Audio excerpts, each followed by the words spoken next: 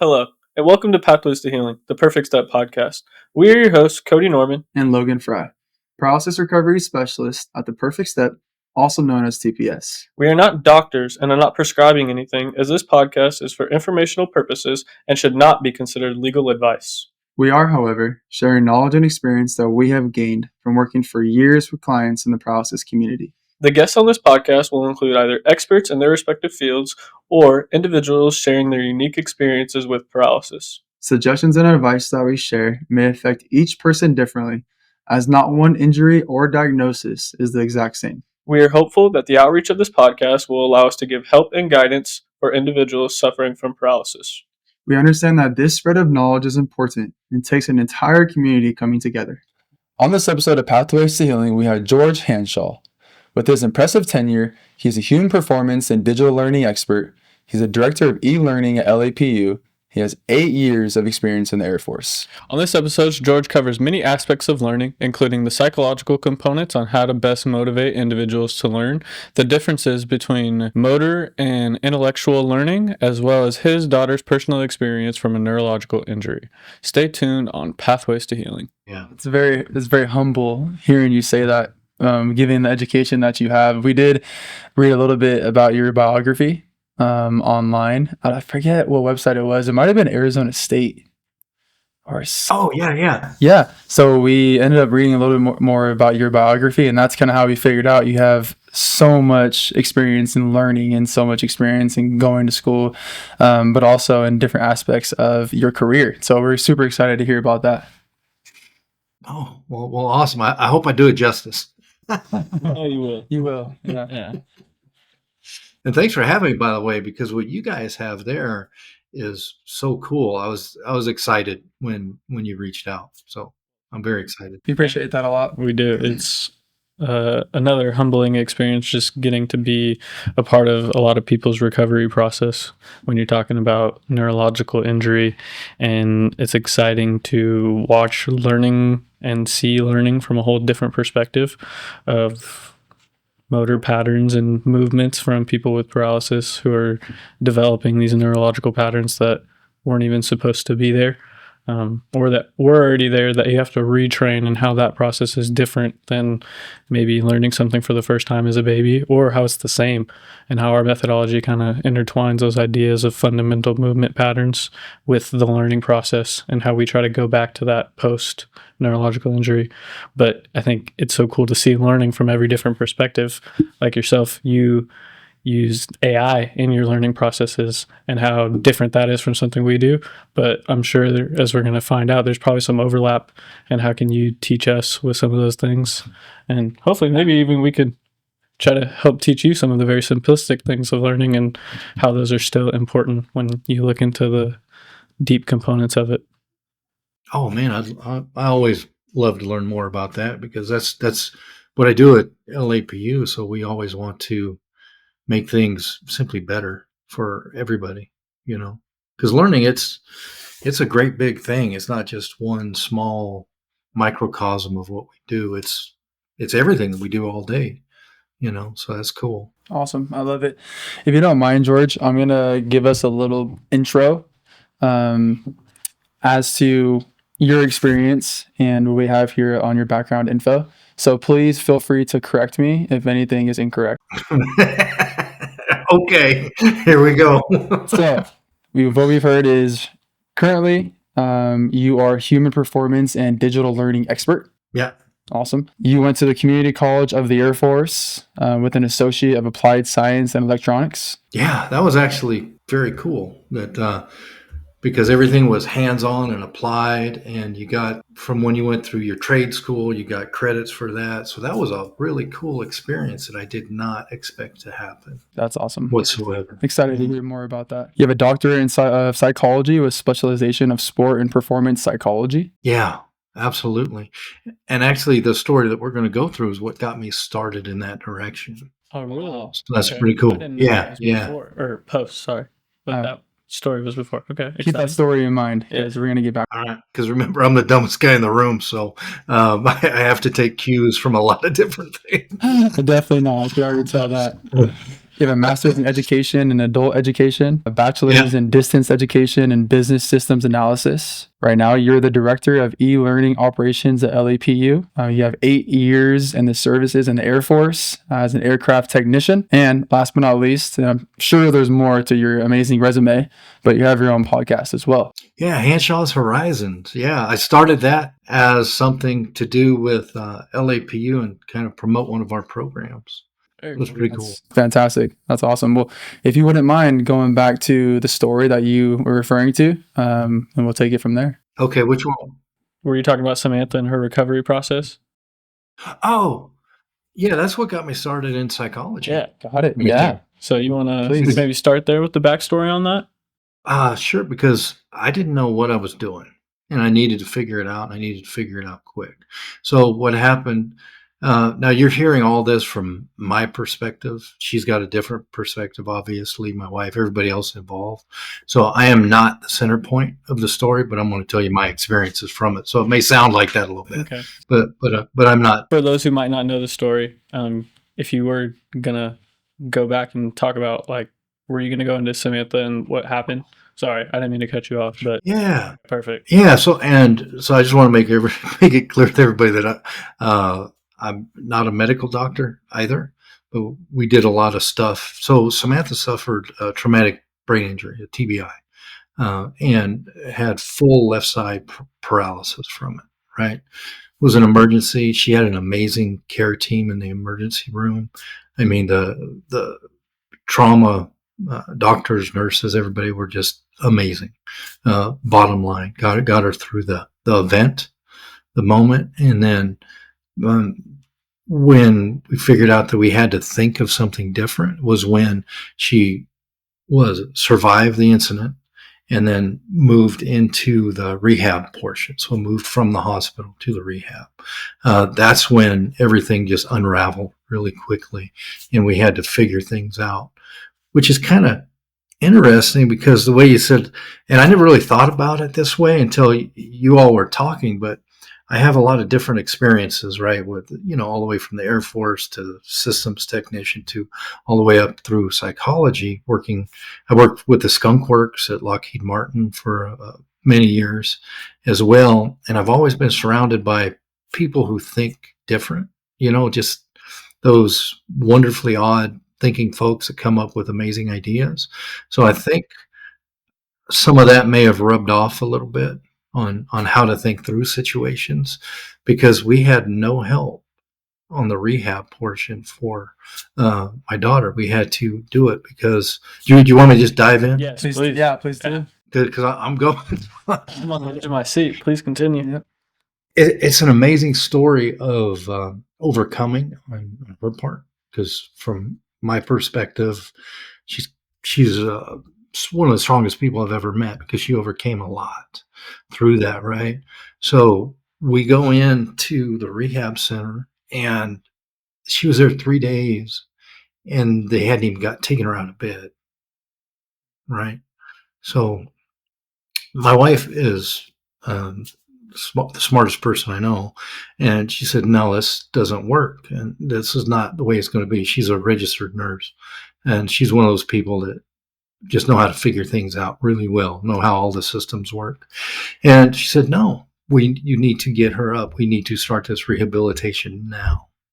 And the rehab center was just looking at her like through the eyes of an algorithm. Okay, first we're going to do this, then we're going to do this, then we're going to do this. And they didn't look at her as a person, because she had a whole lot of fight in her left. She wasn't at that point where she was giving up. Mm-hmm. She had a whole lot of fight, and she was starting to get some sensation in her legs, so she could stand up now with help. Mm-hmm. But she could stand up. Some of the swelling had gone down, right? And they were trying to put her in a wheelchair, and she just said, "No, not happening. Not going to do it." And then started screaming a little bit. You know what I'm saying? So some good words. I said, "All right, I like this," because when you see that energy, that fight, you can. There's something you can work with, right? So we ended up. They weren't going to do anything, so we ended up signing her out. I don't even know. My wife took care of all that, whatever it was. She was brilliant. I took her arm, put her arm around my shoulder, held it here. We put her one leg against my leg, and we walked out. From that point, we jumped to the car, so got her in the car, right? And me, I'm scared to death, right? Because I don't know what's happening. But my wife said, this is what we're going to do. I said, okay, this is what we're going to do. Arm, leg attached, go to the car, in the car, drive home. And then we sat there and we figured a plan with us, and we talked it through and reached out to everybody that we knew. And what's kind of cool is all the weird stuff that I was able to do from Air Force through the aerospace world, all the way up through how people learn adult learning. And then I knew where I was short, and that was how the mind works and how these pathways and neural networks are supposed to work and combine. And I needed to learn more. So I said, okay, check. I need to get into human performance. Let's go. So I started reading that and doing and practicing as we go, because there's no better way than to have a whole lot of pressure to be able to do something and then go out and figure it out. So that is the backstory. Yeah. From your personal backstory, did you have any experience in sports or human performance yourself other than the learning of what you had talked about on the airplanes? What's kind of cool is unofficially, yes, because like I said, my one of my mentors, Don Byram, he taught me what makes people tick, motivated. How to intrinsically motivate somebody versus extrinsically motivate somebody. So I had the beginnings of it, and now I needed to kind of compile it all together at a much larger scale. So yeah, so that was kind of cool. So how do we get people to do things to be more than what they even believe they are? And that's where that came in. So that was cool. You had mentioned initially when she got injured, you had reached out to a lot of people as soon as you guys got home. Who were some of those first people you reached out to, and what were the purposes of reaching out to those people? We're trying to get her help be able to go in and visit a doctor, a therapist, and to really go in and get that what we thought would be the professional help to get her better quicker and faster. But because of the nature of the injury, nobody would take her. So we had to figure it out. Yeah, right. Didn't have a choice. What would you feel like were your main resources? I mean, like you said, you did a lot of learning on your own and a lot of research and a lot of reaching out to other people that you knew and mentors. What were the first initial things that you guys did when she got home as far as starting her recovery goes? Oh, first there was a moment of panic, then a moment of prayer, and then we got to business, right? Because it was like, oh my goodness, because it was so big that it was so big that it was overwhelming. And you said, okay, so we need to cut this down into bite-sized pieces, and we need to figure this out. So, and what's kind of crazy is when you think about it. So we pray, right? That's what we do. But when you pray for something, and then all of a sudden it becomes clear, and I didn't realize this until that moment, that all the little jobs and the little education pieces and people that I worked with and such, that was already the answer to what was happening.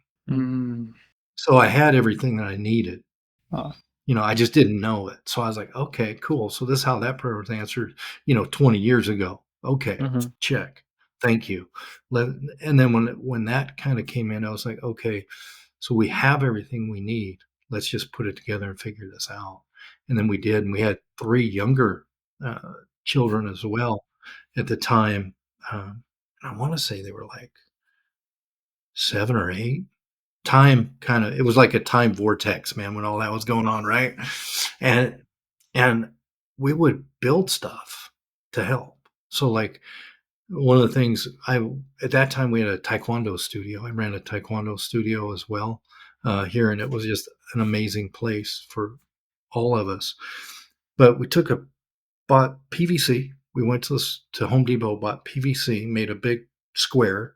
We bought springs, drilled in holes, attached springs. And so me and my other kids who were 7, 8 years older helped me make this thing. And then we attached a glove.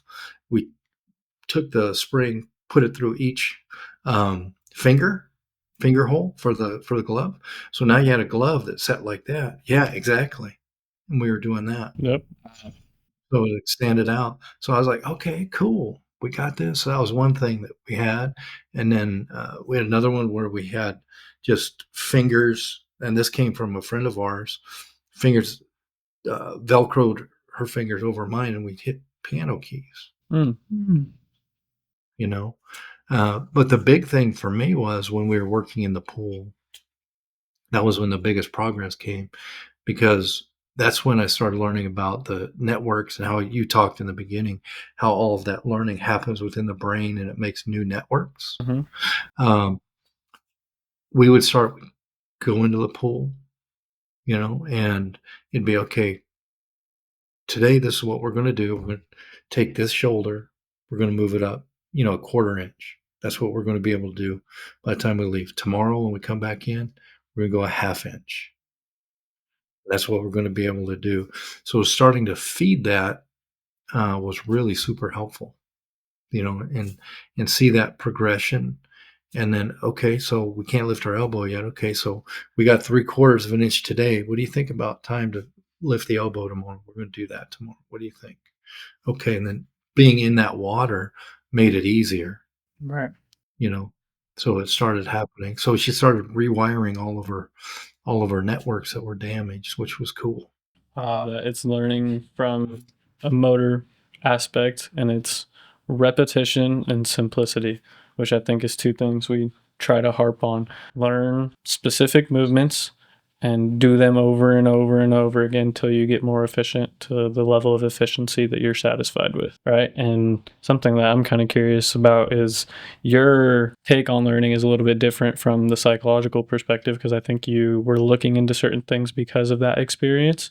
Can you talk about the Mhm. way you address psychology from your learning perspective because of that? Well, what's so cool is, so if you look at the literature on college athletes who hurt their knee, right? Football players or whoever, and they have tendon injuries with their knee. Those who practice mental imagery come back 20% stronger in that damaged area than athletes that do not. Mm. So as soon as I knew that, I was like, okay, there's something here. There's a connection here of some type. I need to explore it. So that kind of started that line of thinking, because as psychologists, there's many ways to look at behavior, but if you just look at it from a training standpoint, like from a trainer, it's a change in behavior. And when we want that, so what's the behavior? Well, in this case, the behavior is a half inch, a movement of a half inch. That's the behavior that we're shooting for, right? So if we keep it simple, like you said, and then practice that imagery over and over and over again. So she was putting in the reps even when she wasn't in the pool, putting in the reps. Love it. You know what? You know. I mean, what a really important aspect of that was. I don't even know if you guys even planned that at that time. I'm sure you did, but the progression of, like you said, a quarter inch to a half inch to 3/4 of an inch and then progressing that each day over and over and over again repetitively. I think that type of progressive overload is what helped her tremendously, because that is something that we reach towards with our traumatic brain injury clients and our stroke clients, especially. I'm always trying to find a different progression, always trying to find a way to make that exercise better and have them have less assistance from us, but use their body more to do so. So that's amazing and fantastic that you guys did that. That was so cool. The Be Perfect Foundation is not just a name, it's a promise. A promise to individuals living with paralysis that they are not alone in their journey. Founded by Hal Hargrave Jr. in 2007, after his own life-altering accident, we are a nonprofit 501c3 organization dedicated to providing direct financial and emotional aid. Inspired by a quote from the movie Friday Night Lights, we believe that being perfect is about doing everything you can, especially for yourself, your family, and your friends. With nearly $10 million raised and a 100% volunteer staff, your support goes directly to those in need. We assist with medical supplies, wheelchairs, home adaptations, and exercise-based therapy programs. Our board of directors receives no salary, ensuring that almost every dollar donated makes a real impact. Visit BePerfectFoundation.org to donate or learn how you can get involved. The Be Perfect Foundation, changing perceptions daily. So then we're actually headed in the right direction, right? So Yeah. you're following your thought. Mhm. Well, that's good to know, because if you think about it, we had no clue. I think you I mean, I'm a mechanic. I think you didn't, but you did. 'Cause Yeah. what is learning of any kind? Yeah. I mean, you're essentially a professional in learning. Yep. Can you tell me a learning that isn't done at a more efficient rate when talking about repetition? Oh yeah, there's none. There's not, right? I mean, from Right. the most complex motor task of professional athletes doing whatever it is at the most efficient rate to Mhm. learning how to roll over or sit up for the first time. Repetition, repetition, repetition. And essentially that just leads to a higher Yeah. percentage of learning. And you know what's cool, since we're talking about that repetition? So let's say if anybody's got kids out there playing sports or whatever, there was an amazing study done where they were throwing a ball into a bucket, just chucking a ball into a bucket, right? You've heard this one, right, Logan? Where they were chucking it. Oh yeah. So they put a marker out at 6 foot, right? They said, okay, we're going to have a contest between these two groups of kids. This one group of kid went at the 6 foot mark and just chucked him into the bucket. And that's how they practiced for like a week.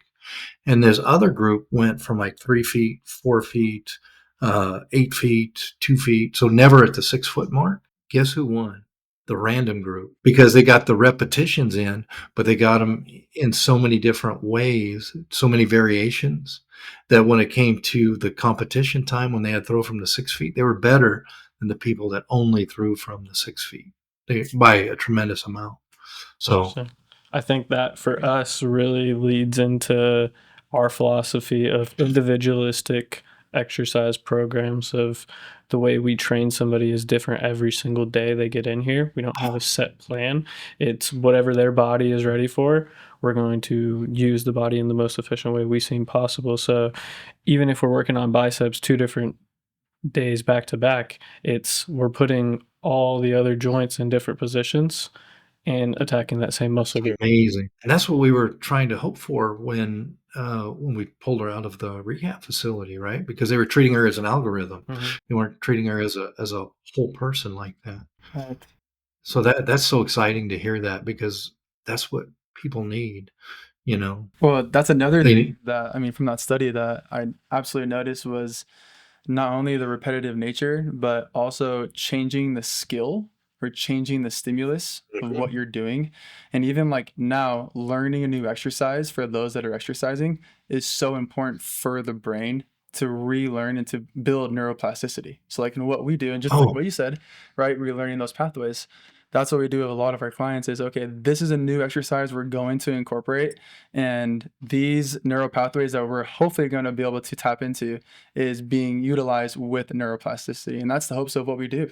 I mean, and that's kind of the structure of what we follow with our bread and butter. So I knew I was the dumbest guy in the room. I knew I was. Yeah, I knew it. no, I mean, That's awesome. I think that's fantastic. That research study. Maybe you can share that with us by chance, so we can kind of Yeah, I'll send that one, and one other which is kind of cool is because to tag along with that, learning. If learning is easy, it's lost really quickly. Learning's meant to be difficult, right? It's called desirable difficulty, and if it's in that range of desirable difficulty, so it's not too hard. Like we weren't asking Sam to do jumping jacks, right? In that area where it's difficult to do, and you will fail, you will succeed, but you will have small failures along the way. That makes that durable learning or the learning stick. So that helps those pathways connect. Because as well as I do, the only difference between an expert and a novice is the networks that a new piece of knowledge sticks to.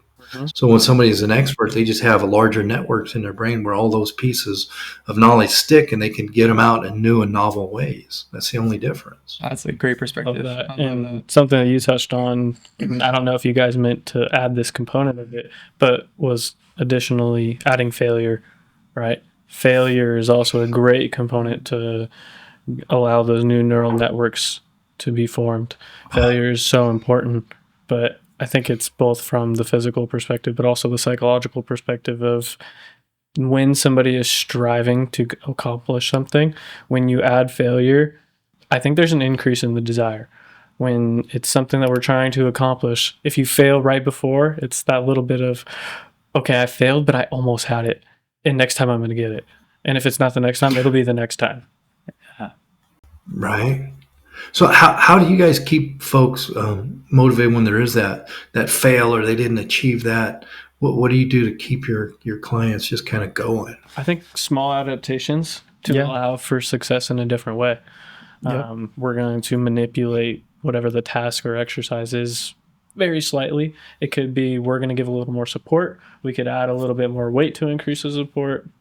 We could change the stability component so that we're making them stable in another manner to allow them to be more successful. Change the plane of range of motion. Yeah. I think even to simplify a little is one of our pillars of training is setting up our clients up for success. So getting them in the stance of where we're going to challenge them, where this is going to be a difficult task and allowing them to understand that it's going to be difficult, but we're not going to make them do something that we know they absolutely cannot do, right? Like there's a form of paralysis and there's no volitional movement in that part of their body. We're not going to be like, okay, go ahead and extend your knee, even though we don't have the ability to do that yet, right?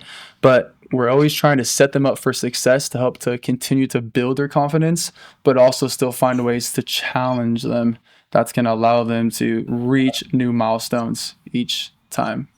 And that's, I mean, like you said, it's the little victories for us. It's the small victories. We celebrate all the small accomplishments. I mean, on the screens here, on the TVs, we have milestones for all of our clients. And those milestones can be as little as things from they were able to brush their hair again, or were able to bring their hand to their mouth.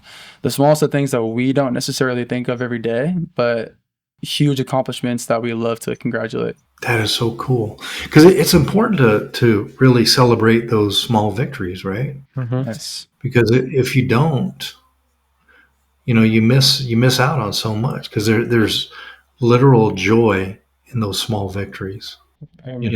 We want to hear more about you and your education and your experience, George, because there's a lot to learn from you. How was the master's in education / adult education for you? And was that pre or post Samantha's injury? That was pre. Okay, so I want you to answer like how it was, but also how did that affect how you tackled the Samantha part of the story? Well, what's cool is, so adult learning, we learned, how people learn in more traditional ways. Like how do we take in knowledge? What are good ways to take in knowledge? And how to best create durable learning that sticks so people can use it in creative ways to solve complex issues, is what I like to say. So I learned a lot about that. And then I was able to apply quite a bit of it when we first started, because what we knew that people would, what she'd be able to do is she'd be able to, still think. She was cognitively aware.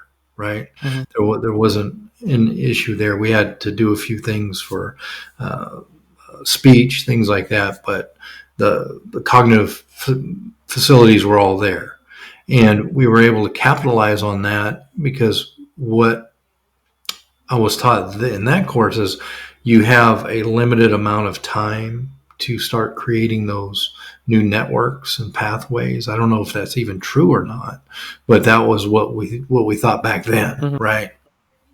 So this is so that's 20 years ago now that we're looking at that. So we jumped right in. Okay, we want to build these pathways, and this is how we're going to do it. With the repetition, we're going to make things a little bit difficult, but she could do it. So wherever that bar was, we would just raise it a little bit each time.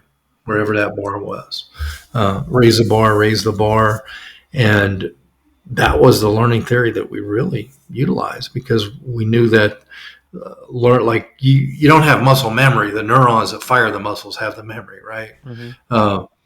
So we kind of went off of that perspective. So let's get all this in and just keep pushing in all this good stuff and see what happens. And as things were successful, we would follow that. We would push that out to its limit, whatever that was. So that was the critical part for us. What's working? Oh, this is working.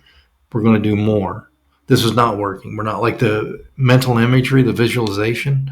That was huge. That worked a lot. So we would follow that. We would try that. We would learn. We would, grab tennis balls, throw a ball, whatever it was, Mm-hmm. and that was kind of really cool time because when you learn how to learn, you can apply it just about anywhere. And then you see it in real time, whether it's working or not working. So you take all this theory and everything else, and then you go with it. Like one of my things is, one of the biggest learning myths there is learning styles.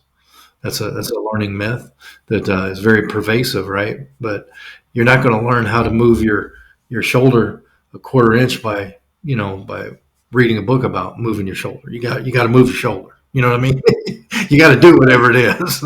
Definitely. I think that kind of goes into a question that I had about how is it different learning how to learn cognitively or teach learning about cognitively versus the motor component? Did you have to rethink how you were teaching it, or was it kind of just like did it flow over for you? You know what's crazy about that? And I'm kind of, this stuff's just all coming back, right? So the cognitive learning has, you're taking in content and then it's going through all the different parts of your brain and then hopefully a behavior is happening from it, right? So there was a part of that cognitive learning to be able to lift, like I said, okay, to be able to lift, this is what we're going to do. And then I'd point to, we're going to take your trap or whatever. I don't have all the language down for all the muscles, man. But I said, okay, we're going to take your trap, we're going to take your deltoid, you're going to tighten them and you're going to lift and you're going to raise. And that's the way it's going to be. And I would, have that hand right there. Mm-hmm. This is what's going to happen. So that focal point was right there. So it kind of just overlaid because then we were working on the neurons to try to get those different pathways built because we knew some of the pathways were. You were doing so many things right. Me and Cody, I don't know if you saw, but like when you said that about putting your hand on the focal point and on the portion of the muscle that you wanted her to contract in order to complete the movement. While giving verbal cueing. Yeah, me and Cody kind of like laughed and like we looked at each other because that's a piece of the puzzle of what we do here at The Perfect Step. We use our touch, our sensory stimuli, and we provide it to the muscle that we want to see contract. And we're doing that 20 years ago without even knowing that that was something that was effective. And that's what we do with our clients every day. That is so cool. Dumb luck on my part, but super, super happy that I got there. I don't think you have that much luck, even if you won the lottery. That's you were doing so many things right that it definitely couldn't have been luck. And you know what's crazy as I think about it, a lot of that had to do with, because I studied Taekwondo forever, and I just love martial arts in general because it gives you a keen way of thinking. So you said you owned a studio? Yeah, absolutely. Were you teaching that as well? Yes. So I taught there, owned it, ran it. There's also another learning component of motor task now. So I think that again leads into your ability to do that. But yeah, sorry, continue. Yeah. So the 100%, the martial arts training really keyed in because you have to be very comfortable under a lot of stress. Maybe not comfortable, but you have to act comfortably under a lot of stress. And you have to know exactly what it's doing. So you have to be very in tune with what your body's going through, at that time. And it gives you that mental, because the tenets are courtesy, integrity. I can't even think of them now. I'm on the spot, but indomitable spirit is the fifth tenet of Taekwondo. So will not stop, will not quit. So we would recite those every day as well to get the mental part just kicked in.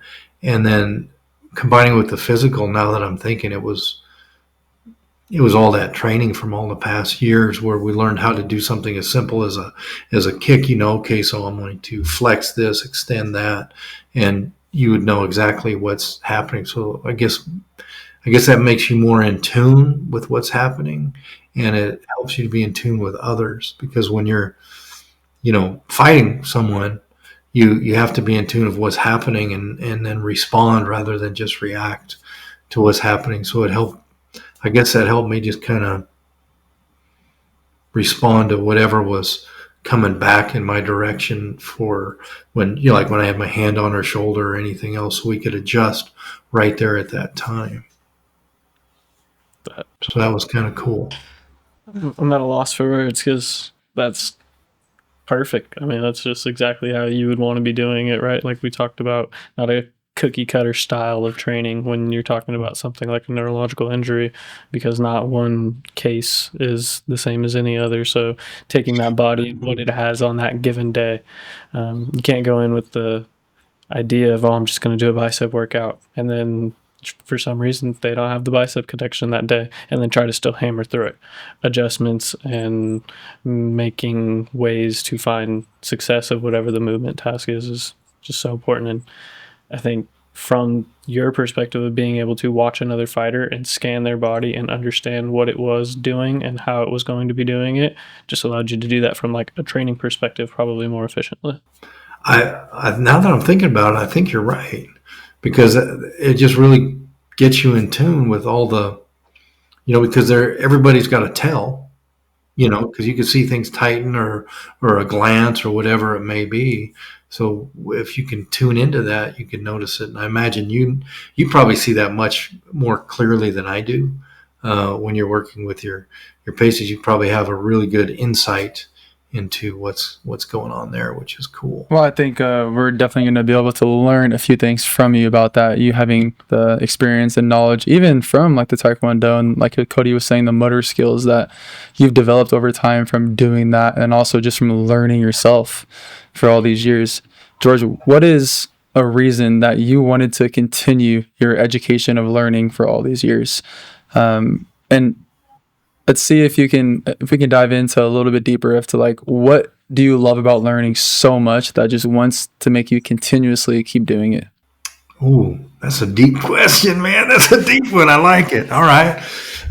You know what? Learning, if you're not learning, you're simply not living. You're not. We're here today, while a lot of other folks are not here today, and we owe it to them who are not here to make today better than what it was yesterday. It's the bottom line. We all have friends, we all have family members who are not here today, and if we want to honor them, we have to take on tomorrow better than we took on today.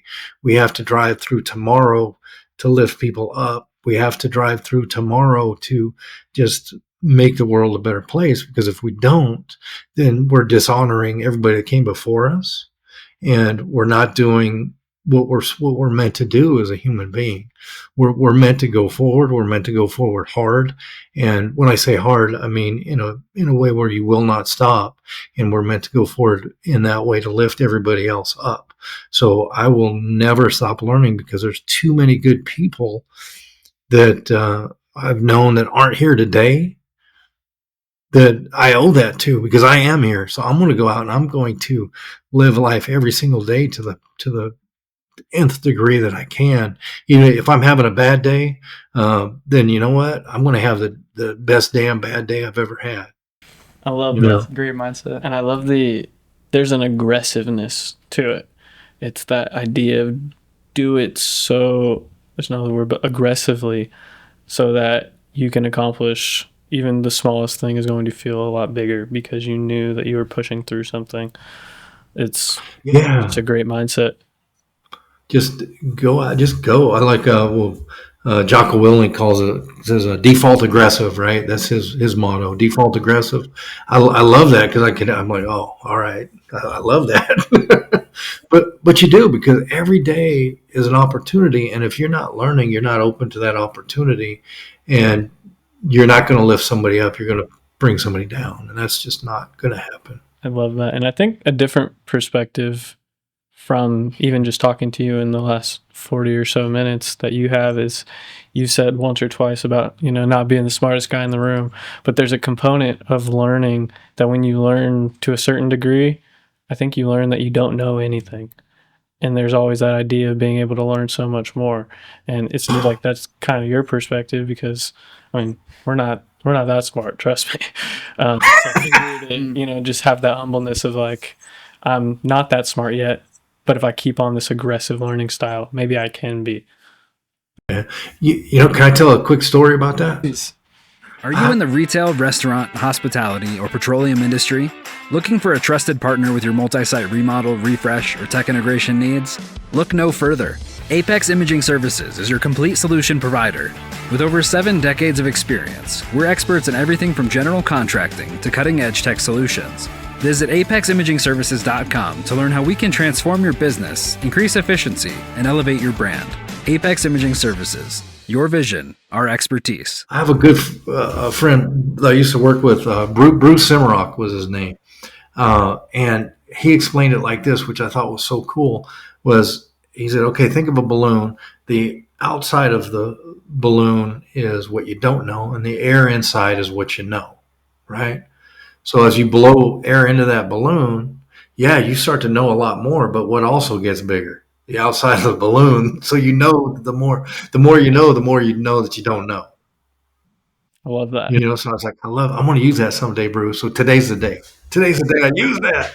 I love it.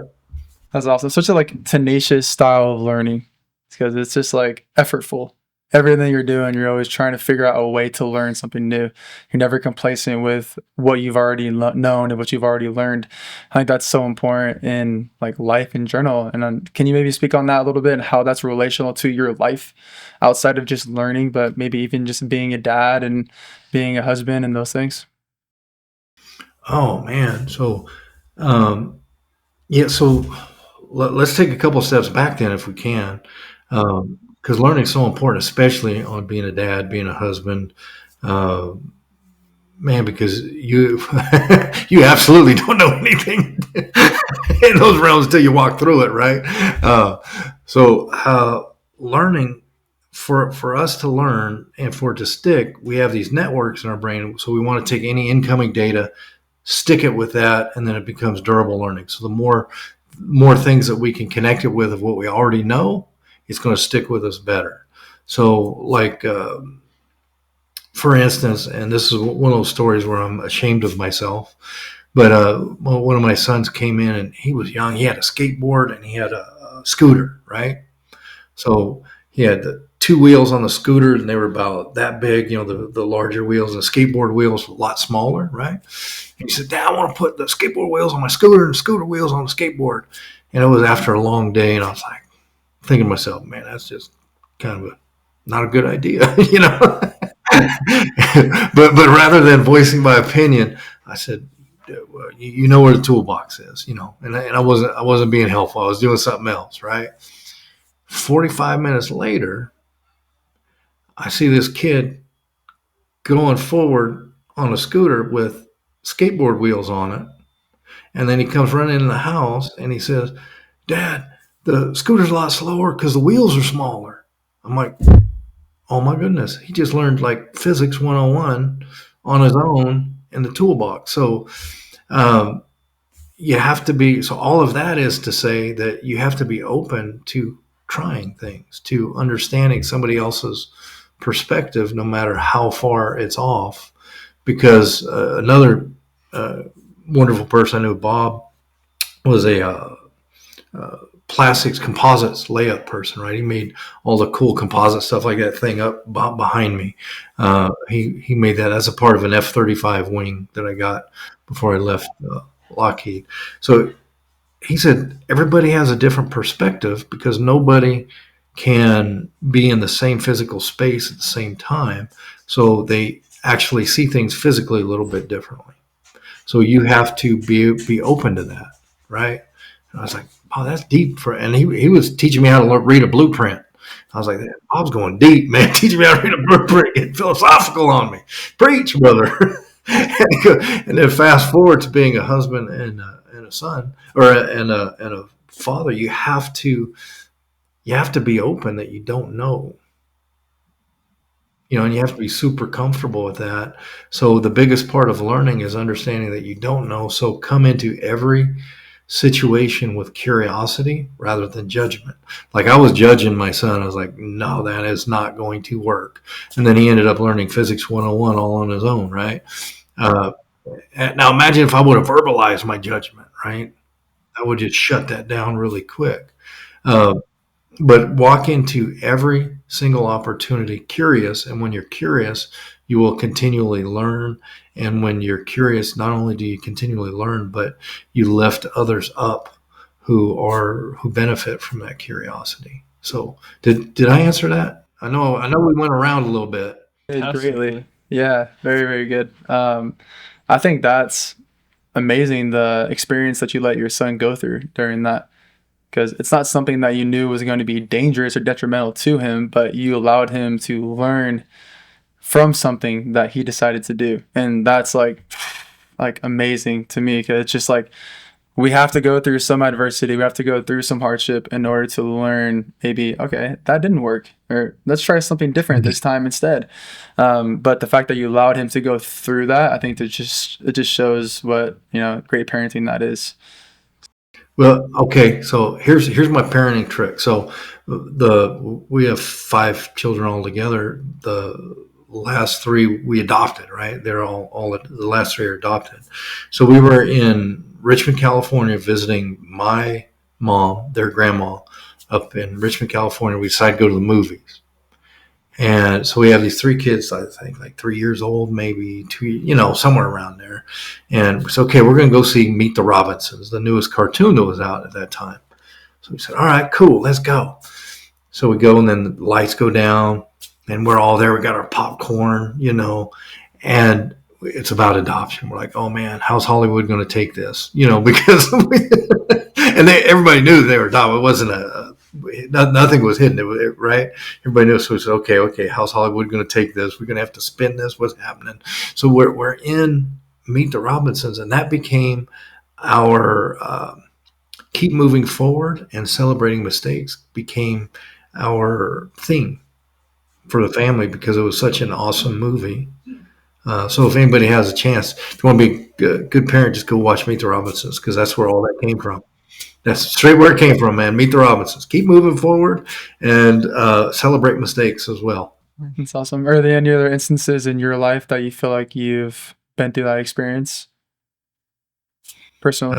From learning from mistakes. Yeah, I mean, anything you can think of personally in your professional career? Yeah, you know what? When I was in technical training, so tech school for the Air Force, it was a block of training on specific piece of electronics, right? And man, dude, I studied. I was on top of my game. I was ready to go. And then you test out of a block of training. You have to pass a test to move to the next block. So it was block testing day. I was in the zone. I get there. Everything went blank, and I failed. I straight up failed that test. And usually you get held back on that block. So all the guys that you were there with move on. You stay behind, right? And then that's strike one. You get one more chance, and then you're out. So I straight failed because I froze, right? So I went back, and I was able to say, okay, what did I do wrong? Because the instructor said, we're not going to hold you back because we know you know it, but you have to stay after. And it was like one-on-one training. And then he was quizzing me and all this, and I was nailing it. And he said, what happened? You know it. What happened? And it was the way that I was studying. So I immediately changed how I was studying. And the way I was studying was I was simply just rereading rather than quizzing myself, doing things like that to make that durable learning. So that's a big thing. So anybody out there that wants to do a little bit better at school, first thing you want to do is, as you read a little bit of a text, quiz yourself on it, and then connect it on something that you already know that you're familiar with, and it'll stick better. But that's what I did. So that's how I learned. And thankfully to the tech sergeant who kind of kept me over and pushed me along, I was thankful to him for, showing me that. Wow. It's important, but I think you even did something again that we were talking about a little bit earlier, just changing the style, right? You Yeah. The same thing of repetition, just a little bit of a different style to find the way that's most successful for you in that instance. So Yeah. So like the style was, the repetition was, quiz yourself, go a little bit further, and then quiz yourself back on that original stuff plus the new stuff. So continue to get those reps in, like what you guys have called out so many times. Just get how you get the reps in matter. I love it. It's it awesome. does.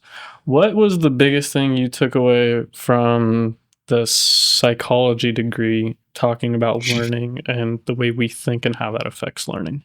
That's a great question, and I think well, how we think greatly affects the way we learn. Because if I come in judgmental, thinking I know something, I'm not learning a doggone thing. I'm just going to be. So just like if I'm a kid that thinks I know how to ride a bike, even though I've never ridden a bike, and I'm not going to take any training or anything from anybody, no advice from anybody. It's going to be a hard road to be able to ride that bike, right? Same thing with learning. If I go in with that proverbial full cup, there's nothing else we can add to it. So psychology taught me to walk in curious, and it taught me to walk in knowing that there's more that we don't know about learning than what we do know. So yes, stack what you do know up, but those are just stair steps to get somewhere where we don't know yet. How did that affect how you teach? Oh, I love that because you know I've had some people say that I teach that they enjoy my classes, right? Whether they're virtual or whether they're face to face. But the way I do it is so I make it very personal, and so everything goes into let's figure this out. So problem solving and connecting with what they already know. So the first thing when I'm introducing something new, we're going to make direct connections to what somebody else already knows. So I'm not lecturing to them. Never lecturing ain't learning. Making those connections are what matter. So we're initially, hey, so we're going to look at like building intrinsic motivation. When was a time where you felt that you were unstoppable? And then I'll get some stories and okay, well that, and then I'll connect it to the subject matter. So, and then that creates that durable learning in there. It's awesome. So many of the things that you just mentioned is and curiosity over judgment. That for some reason when you said that, I thought of ego death. Oh, I thought of moving the ego out of the way, and instead of being someone that's judgmental towards a different style of learning or an approach that maybe one is not used to, getting rid of the ego and maintaining the ability to be humble and understanding that you don't know it all, I think is like one of the most amazing things that someone can do. And it sounds like that is very much what your approach is when you're learning, when you're teaching, you take any of the ego side out of it and you continue to learn and understand that, hey, I don't know everything, but I do know a lot, but I still am learning. And that's continuously what we're always, talking about and preaching about in here. that's brilliant because that's just like leadership, right? If you come in anywhere with an ego, it's just not going to work. I mean, it's going to stop you. It's going to stop everybody else. I love ego death. I'm going to borrow that. Yeah. Kind of makes me wonder what the capacity is on the effect that has on why learning motor task is easier as like a child versus trying to learn something as an adult. Why, like, if you're going to learn piano or an instrument like that, why is it so much easier in its infancy stages? And does it come from the capacity of not having the ego of, oh, like, this should be so simple, I should be able to learn this so easily? Or is it from the idea of, like, I'm curious, I don't know anything yet, so I'm going to go into this with the most advantageous mindset, I guess? Because kids are tenacious. They are, and they learn so quickly and so well. Yeah. I mean, besides all the formation of the brain and everything that's happening at that point, but I think you're onto something there with that. They don't have that embarrassment of failure. They don't have 40 years of, life weighing on them as, because there's going to be a lot of people that simply don't believe you or believe in you in life, so they don't have all that weighing on them. They're just like, oh man, I fell. Well, they're not just going to sit there and just fall, they're going to get up. They're going to continue to try to walk. You know, that's kind of okay. So I'm born with ego death, and they are super tenacious beings. So if we can be as tenacious as a kid, Probably let's look at go. much more. Yeah, I mean, I think that's super important, even in relation to sports. And Cody and I played baseball in college, and baseball is a game of failure, right? So if you get stuck in those failures and you get stuck in what you couldn't do as opposed to what you're going to be able to do tomorrow or the next moment, I think Man, it's so important also for dropping the ego and understanding that it doesn't. What I did before, my previous experiences and my previous actions do not define me as an individual. But what I'm doing right now, or maybe in the next few moments, that is what's going to instead define and characterize me. I love that. 'Cause my grandson, I played baseball when I was younger. Nothing major, nothing in college or nothing. But my grandson's playing it now, right? And he just started to want to pitch. And the coach let him pitch, and he had some pretty good success, right? And he's just having fun. He's 10, and he's just having a ball out there. And we had that exact conversation. I was like, dude, and I stole this from Ted Lasso. You know, you have a memory like a goldfish. The only pitch that matters is the one you're making right now, right? And man, to hear him say that, and that, because if I don't know anybody who plays anything that's 100%, right? So especially baseball, right? It's a game of failures. It definitely is a game. He goes out and he hit a couple batters on accident, bad pitches, struck a few out, so it was pretty good. And he goes, he just looks and he goes, short-term memory. And I said, yeah, I said, get it, man. That's I fantastic. love that. And for me, I'm obviously biased because of my background, but I think baseball is so great because the amount of failure that you experience while also feeling the accomplishment of getting the next thing done, I think from a young age teaches that what I'll call twisted kind of mindset of liking the failure and understanding that it's just the next step for the next success. And it teaches that at such a young age. I like that. That's brilliant. Yeah, that's what we hope our kids get from sports, right? Mm-hmm. Right. And that's just amazing because when they come in, when they like batting, I mean, that's hard. You have the small stick, ball moving fast. It's just hard. It is. Our coach would always say you can fail 7 out of 10 times as a hitter and still be in the Hall of Fame. Right? That's just amazing. So you learn how to adjust, and you learn how to take that failure and like you said before, Logan, not let it define you, because you never want that failure to be your defining moment. Mm-hmm. Yeah. Yeah, and as far as learning goes, talk about motor learning when you learn how to make that decision so quickly, because you as soon as you've seen that ball come off those fingers, you have to decide, right?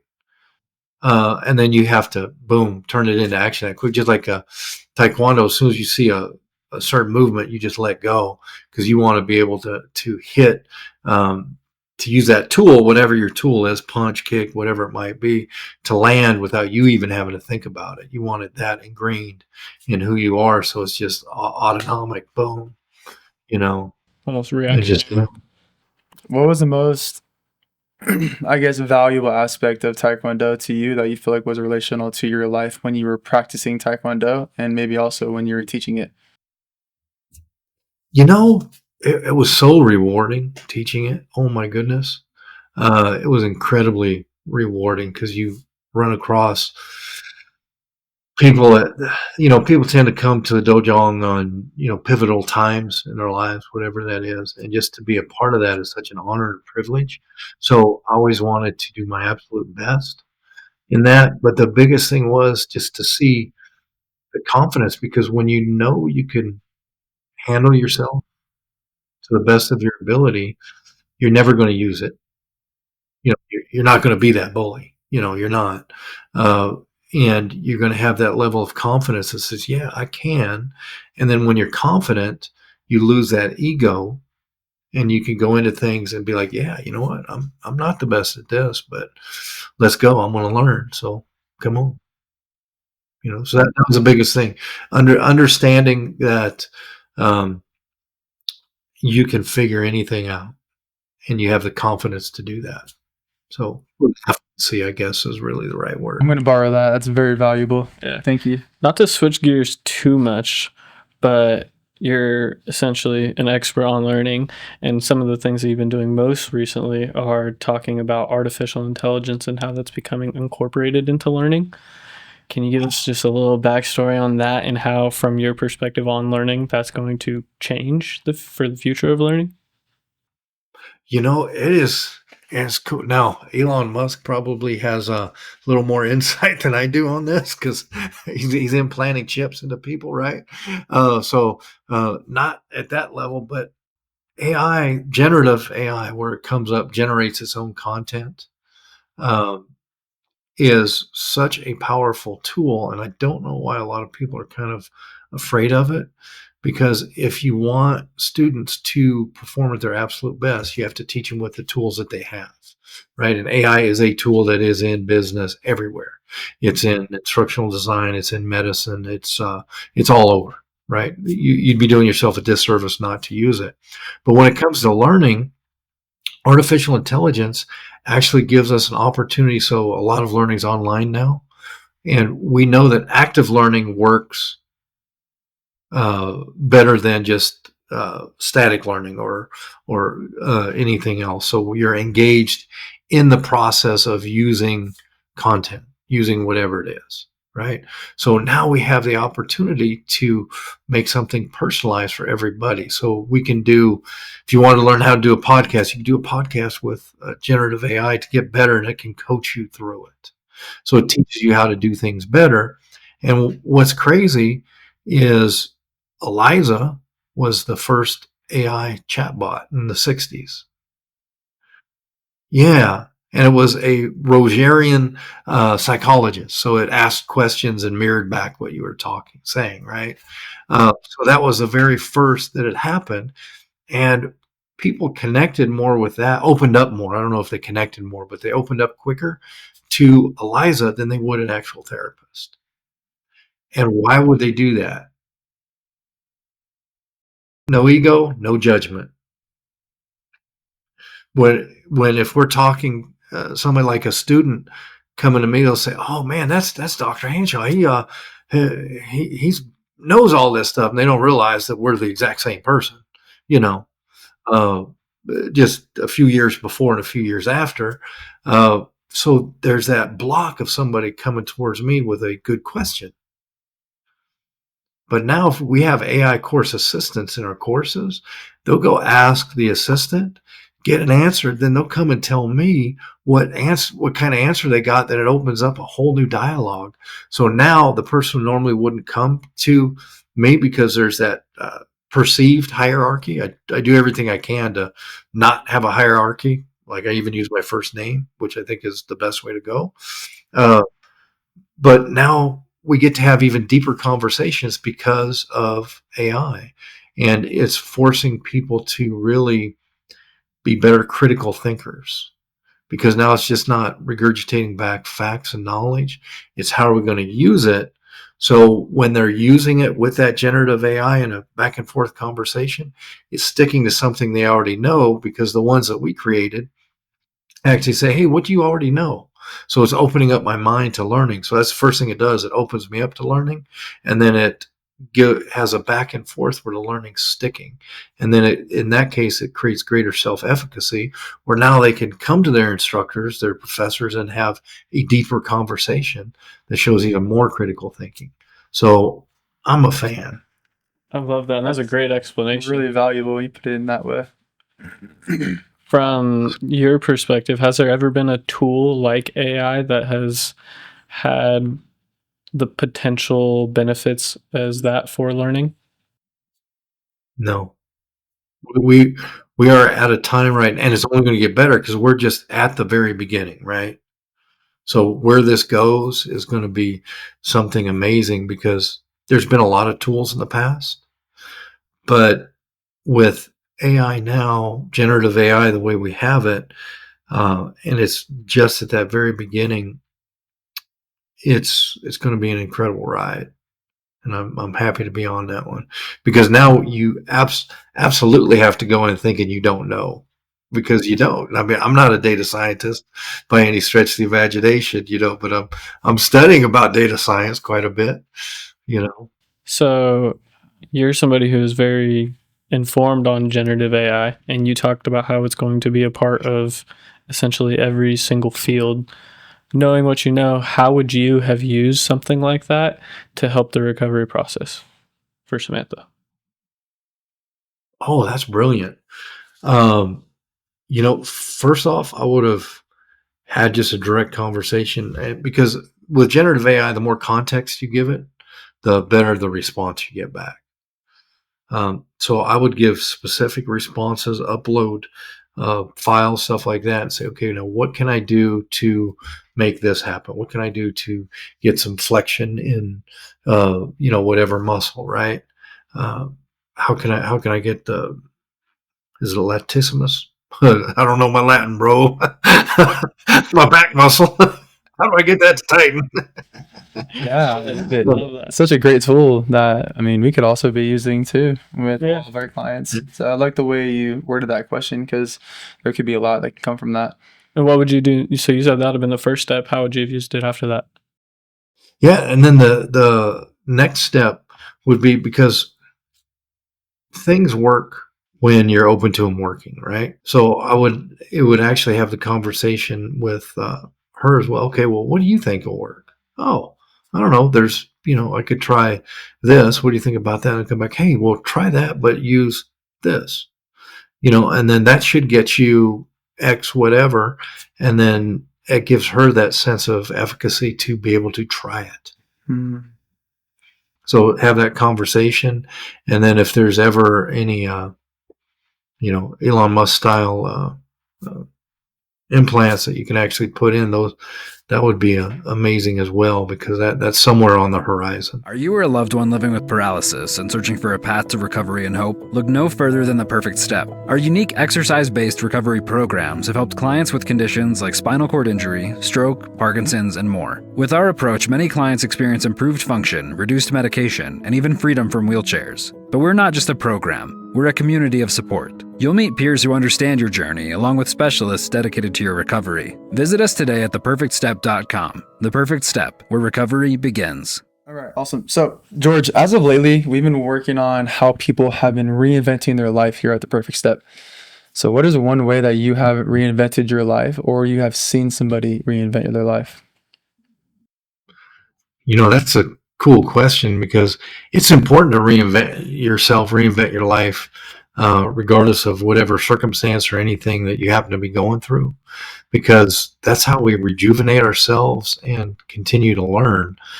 So like, I was in the Air Force, reinvented myself as a flight mechanic at Lockheed Martin, reinvented into training and development, trainer, into an adult educator, then reinvented into a leadership positions within different organizations.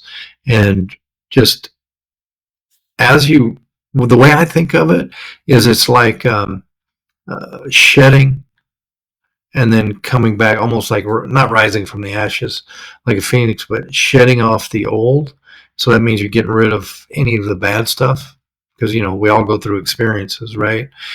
But you grow and you keep the good, and then you start adding that back on, and you got to shed that off. That's how you reinvent yourself, because you shake off the bad stuff and you grow further in what the good things were. And even in bad situations, it's so important that you take away the good from whatever situation you're in.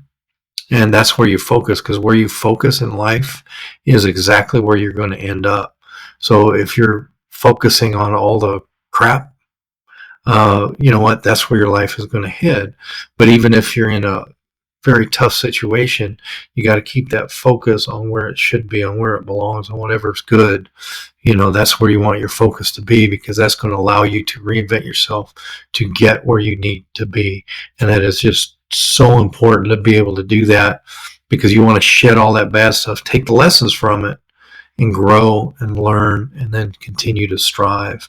But that's what I've done a lot, reinvent myself every few years to try to be a better version of myself. And like I said before about learning, we owe that to everybody else to become a better version of ourselves every day. We want to become that better version. So get aggressive, become that better version. And if something sucks, say, okay, yeah, well, this really sucks right now. What am I taking away from it? What am I going to learn from this? Where am I going to go? And then you will naturally just reinvent yourself. It's awesome. It's refreshing to hear you say it and have that perspective, because it sounds simple, but it's such a great way of you putting that into words and into perspective, where it's a great reminder for everybody, where it's like, and there's so many things and so many people are going through so many different catastrophic injuries and diagnoses here, especially. And that's why we're always talking about reinventing their life. So the way you put it, I think, was fantastic. Yeah, there's no better way to, I think, wrap it up. So thank you, George, for your very valuable time. We are very grateful and appreciative for spreading all of your knowledge on different facets of life, but mostly just learning and helping us become better learners. George, you've been fantastic. We really appreciate you coming on and taking your valuable time to be on the podcast. We've learned so much from you today, and I'm sure our audience did as well. So thank you very much. Thanks, Cody. Thanks, Logan. Appreciate you guys having me. It's been very cool. So thank you. And remember that no circumstance defines who you are. So just keep pushing. Thank you. Thank you. It's awesome. Take care, George. Thanks, guys. Thank you so much for joining us on today's episode of Pathways to Healing, the Perfect Step podcast. We hope you enjoyed the conversation as much as we did. If you found today's episode to be valuable, please remember to like, comment, subscribe, share, and feel free to leave a review by clicking the link in the description below. If you have any suggestions, feedback, or topics you'd like for us to cover in upcoming episodes, you can go to our website under the tab Pathways to Healing and fill out the form. We'll be back in a couple of weeks with another engaging conversation giving insight into the paralysis community. Until then, keep inspiring, stay resilient, and roll on. These are your hosts, Cody Norman and Logan Fry, signing off.